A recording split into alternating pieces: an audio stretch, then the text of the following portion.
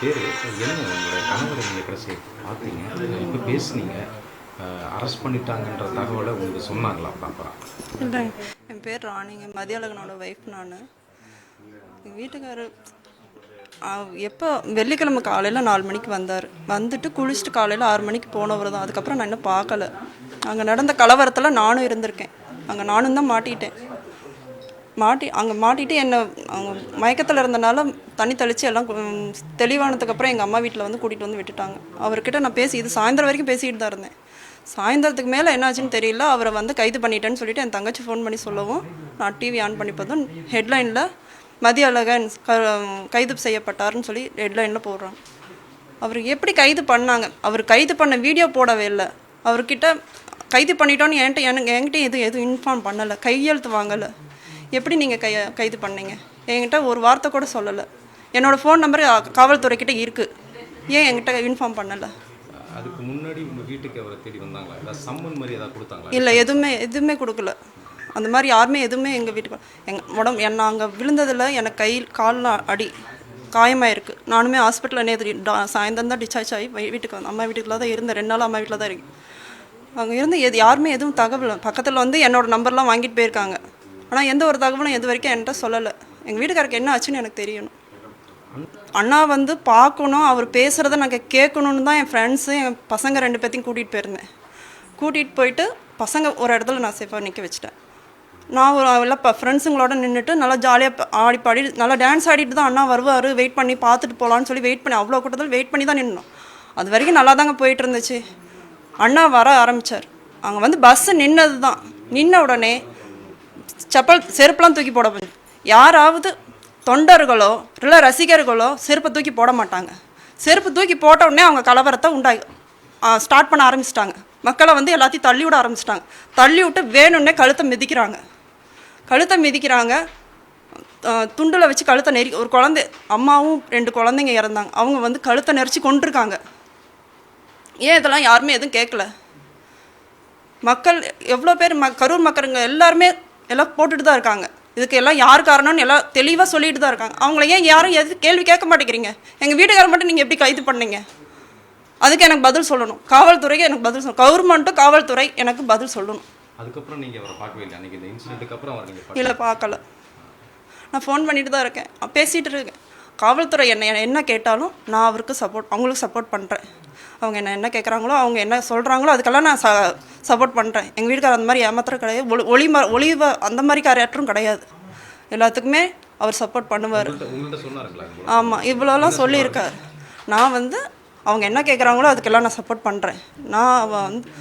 நாம் எந்த தப்பும் பண்ணலைல்ல, எல்லாம் அவங்களாம் எல்லாம் திட்டமிட்டு பண்ணியிருக்காங்க.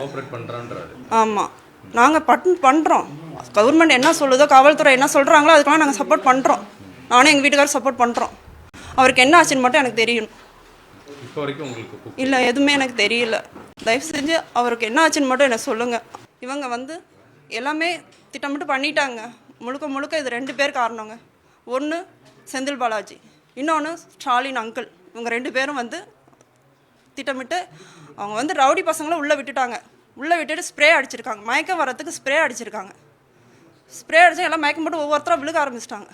விழுதுன்னா அந்த ரவுடி பசங்க எல்லாத்தையுமே தள்ளுறாங்க. நாங்கள் கண்ட்ரோல் பண்ணுற அளவுக்கு ஸ்டெடியாக நிற்கிற அளவுக்கு அங்கே இல்லை.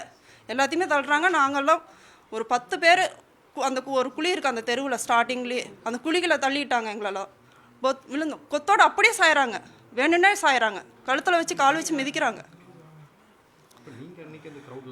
ஆமாம், ஒரே காரணம், ஜிஹெச் போனால் என்னையும் முடிச்சு விட்டுருப்பாங்க. தெளிவாக சொல்கிறேன். ஆம்புலன்ஸில் என்னை ஏற்றிருந்தாங்கன்னா அன்றைக்கே என்னோட கதை முடிச்சிருப்பாங்க. இப்போ போனவங்க எல்லாருமே ஆம்புலன்ஸில் எனக்கு நியூஸ் சொன்ன வரைக்கும் என் ஃப்ரெண்ட்ஸுங்க எல்லாம் சொல்லியிருக்காங்க. ஆம்புலன்ஸில் எனக்கு தெரிஞ்சவங்களே நிறையா பேர் உயிரோட தான் ஏற்றிருக்காங்க, மயக்கத்தில் தான் ஏற்றிருக்காங்க. ஆம்புலன்ஸில் ஏதோ பண்ணியிருக்காங்க. இல்லைன்னா அங்கே ஹாஸ்பிட்டலில் இவங்க கட்சி மூலிமா ஏதோ பண்ணியிருக்காங்க. அவங்க எல்லாருமே இறந்துடல, எல்லாம் மயக்கத்தில் தான் போயிருக்காங்க. ஆம்புலன்ஸில் ஏதோ நடந்திருக்கு. நான் போயிருந்தாலும் எனக்கு ஏதோ நடந்திருக்கும். நான் இங்கே நின்று பேசியிருக்க முடியாது. இப்போ இந்த கேஸில் உங்கள் ஹஸ்பண்ட் தான் ஃபஸ்ட்டு அக்யூஸ்டாக சேர்த்துருக்காங்க? இல்லை, கிடையாது. எங்கள் வீட்டுக்கார் வந்து சேர்த்துருக்காங்க. நீங்கள் இதுக்கு என்ன சொல்ல வரீங்க? இன்னொன்று நெக்ஸ்ட்டு நீங்கள் என்ன பண்ண போகிறீங்க சட்ட ரீதியாக? இல்லை எங்கள் வீட்டுக்காரர் வந்து இதுக்கு எந்த காரணமும் இல்லை. எங்கள் வீட்டுக்காரர் இந்த வரைக்கும் நிறைய ஃபங்க்ஷன்லாம் நடந்திருக்கு. ஒவ்வொன்றுமே பசங்களுக்கு வேலைகளை பிரித்து விடுவாங்க. இது நீ பார்த்துக்கோ, அதை நீ பார்த்துக்கோ, கொடி வைக்கிற நீ எல்லாத்துக்குமே வேலையை பிரித்து விடுவாங்க. இவரும் பண்ணுவார். எல்லாத்தையும் பார்த்து பார்த்து பண்ணுறவர். இதுக்கும் மக்கள் வந்துட்டு அண்ணனை பார்க்குறதுக்கு வராங்க. இவரும் ஒரு குறிப்பிட்ட நபர்கள் சொல்லியிருக்காங்க. இல்லை வேறு வேறு ஊர்லேருந்து வந்திருக்காங்க. அவங்கள நம்ம கணக்கில் சேர்த்த முடியாதுல்ல. அவங்களும் வராங்க பார்க்குறதுக்கு, அண்ணாவை பார்க்குறதுக்கு. எல்லாம் விருப்பப்பட்டு வரவங்க. அவங்கள நம்ம எப்படி கணக்கில் எடுத்துக்க முடியும்? எத்தனை பேர் வராங்க? நம்ம வேறு வேறு மாவட்டத்துலேருந்து வரும்போது நம்ம எத்தனை பேர் மாவட்டத்துலேருந்து வருவாங்க நம்ம எப்படி கணக்கு எடுத்து சொல்ல முடியும்? உங்கள் மாவட்டம் ஒவ்வொரு மாவட்டத்துலையும் நம்ம போய் கேட்க முடியுங்களா? உங்கள் மாவட்டத்துலேருந்து எத்தனை பேர் வராங்க அப்படின்னு நீங்கள் கணக்கு சொல்லுங்கன்னு கேட்க முடியுங்களா? அவங்க விருப்பப்பட்டு வராங்க. இப்போ நானே விருப்பப்பட்டு தான் அண்ணாவை பார்க்கணுன்னு போயிருக்கேன். உங்களை தொடர்பு கொண்டு வரைக்கும் தெரிவிக்கலன்னு சொல்கிறீங்க. நீங்கள் இது வரைக்கும் அவரை பார்க்கல. இப்போ நெக்ஸ்ட்டு நீங்கள் என்ன பண்ண போகிறீங்க? சட்ட இல்லை, எங்கள் வீட்டுக்காருக்கு என்ன நடந்துச்சுன்னு எனக்கு தெரியணும். அவருக்கு ஏதோ வீடியோ, எந்த ஒரு வீடியோ கைது பண்ணிட்டேன்னு நியூஸில் வருது இல்லை. அவர் கைது பண்ண வீடியோ ஏன் போடலை டிவியில்? எப்படி கைது பண்ணீங்க? அடிச்சு இழுத்துட்டு போனீங்களா? எப்படி இழுத்துட்டு போனீங்கன்னு எனக்கு தெரியாது. அவர் எப்படி இழுத்துட்டு போனீங்க? அவருக்கு ஏதாவது ஆச்சா, என்ன ஆச்சுன்னு எனக்கு தெரியல. எந்த யூனிஃபார்மும் எனக்கு பண்ணல. என்கிட்ட எதுவும் சைனும் எதுவும் வாங்கலை. இது வரைக்கும் காவல்துறையிலேருந்து எனக்கு எந்த ஒரு தகவலும் வரலை. அவருக்கு என்ன ஆச்சு, அவருக்கு ஏதாவது ஆச்சுன்னா, அஜித்குமார் மாதிரி ஏதாவது பண்ணிட்டாங்கன்னா நான் சும்மா விட மாட்டேன். நான் மறியல் பண்ணுவேன். எங்கள் வீட்டுக்காருக்காக நான் மறியல் பண்ணுவேன். எங்கள் வீட்டுக்காரர் ஏதாவது பண்ணிட்டாங்கன்னா நான் சும்மா விட மாட்டேன். எனக்கு 2 பசங்க இருக்காங்க.